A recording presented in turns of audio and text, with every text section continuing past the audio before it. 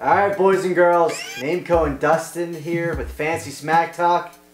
And if your league's any kind of league, your playoffs are starting this week, and hopefully they're not starting next week in Championship Week 17. That's a whole other video. Before we get into it, we're going to start off with the tip. So Dustin, as always, hit us off. Oh, I feel like this time of year, as you're going through the year, you're setting up your lineup, you're putting in your best lineup, what you think's the best lineup.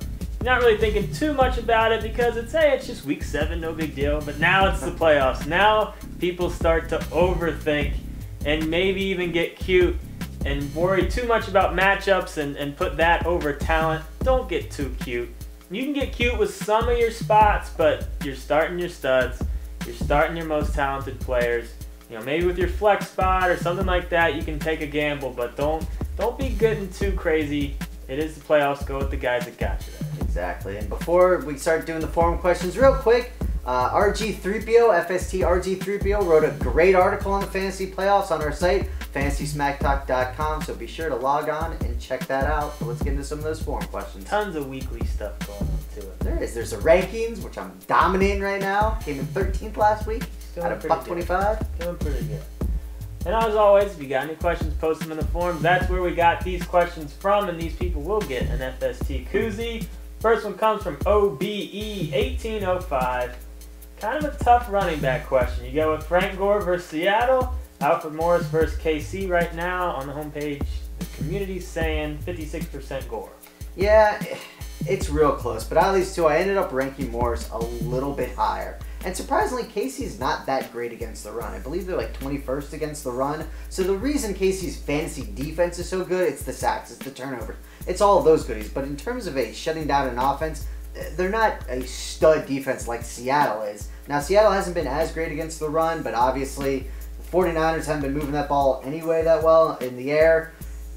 Based on it, I'm giving the slight edge to Morris, but as Dustin said, it is close. All right, Dustin, which QB should DY831 be starting? Russell Wilson at the Niners, McCown or Cutler, whoever starts, against the Dallas Cowboys, or Alex Smith at the Washington Redskins. Yuck. Yuck in a good way. I mean, this is a good problem to have. A lot of good options here. I'm going to throw out Alex Smith because I do think Casey's defense will be able to keep that game in check to the point to where they're not going to need Alex Smith to do a ton. So that matchup scares me for Alex Smith a little bit. I know he's been having a good stretch, but Russell Wilson, I know that was a great game, but that was in Seattle. Now they're in San Francisco. He's been good this year, but not a no-brainer starter. And it's extremely scary to put your fantasy life in the hands of a guy coming off an injury, but I think you should go with the Chicago. The matchup's great. That game could be a shootout. Wait and see how the reports are looking, but I think you go with whoever starts for the Bears. And I think the best chance would be if Cutler's ruled out like now, and then you can start McCown. I would actually rather Cutler not play and it be Right. McCown. Yeah, I'm on the same boat. But if Cutler plays, you got to hope that he's we have good no control over that, to stay so. out there. So we got a flex question from Fantasy Rules. Danny Woodhead versus the Giants. Fred Jackson at Tampa Bay. Roddy White at Green Bay. 44% are saying Woodhead right now.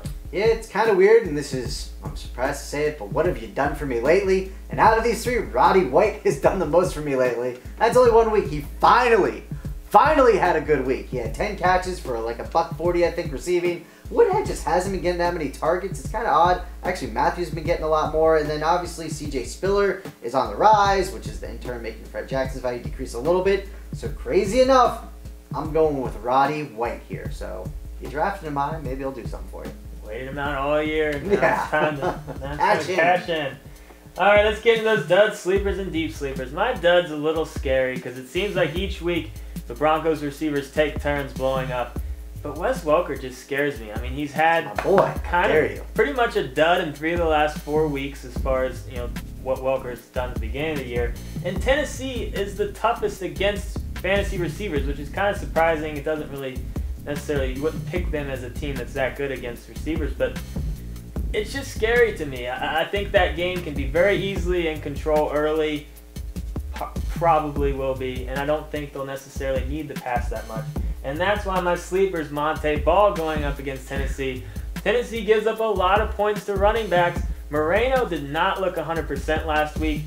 Theoretically, in my head, this game goes, Denver gets up early. they run Montee Ball. As long as he doesn't fumble, I think he has a high ceiling this week. I think definitely potential over 100 yards. They like him in the red zone. He could get in the end zone.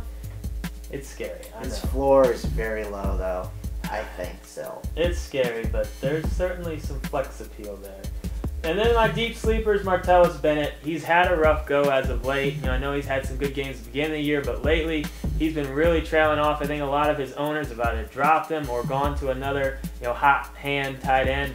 But with his matchup going up against Dallas this week, I like him. I think he finds your lineup unless you have a no-brainer tight end start. I think Bennett has big upside this week. All right, my dud is a guy that I've been riding and loving all year that Dustin already kind of talked about. That's Knowshon Moreno. Here's the deal. He's still inside my top 10. You're still probably starting him.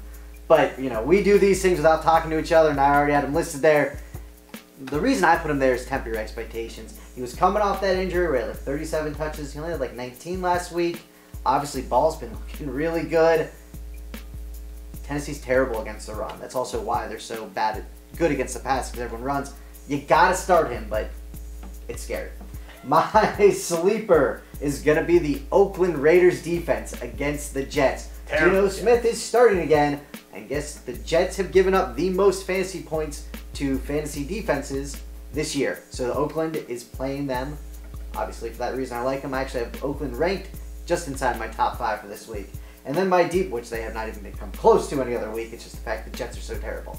My deep sleeper is going to be Nate Burleson. Thanksgiving, a lot of people probably if they played him, they've probably cut him because he put up a goose egg. So, a lot of people got burned by him. If he's on the waiver and you're in a very, very deep league, there's a 16-team league that I'm in.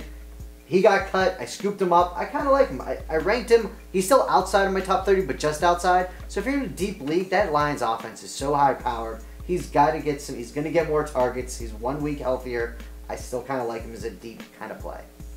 All right, let's move into Mike's picks. His dud is Andrew Luck. He's got a tough matchup this week, and Luck has kind of been right on the cusp of being a borderline, QB1, no-brainer QB start every week. So there might be someone on the wire, maybe Cutler, McCown, that might have a bigger upside this week. So, it's a little scary with Luck, especially after the last few games. He hasn't been all that great. His sleeper's Bobby Rainey. After his breakout game a few weeks ago, he hasn't done that well, but solid matchup against the Bills this week. There's a good chance he gets going again. And then his deep sleepers with Darius Green, tight end for the Chargers.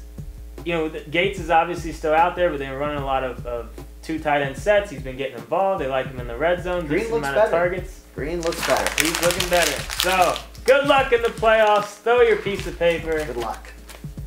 Not bad. I wonder how that came on the video, though. We'll see. I hit just above, though. We'll see. Just above. Good luck!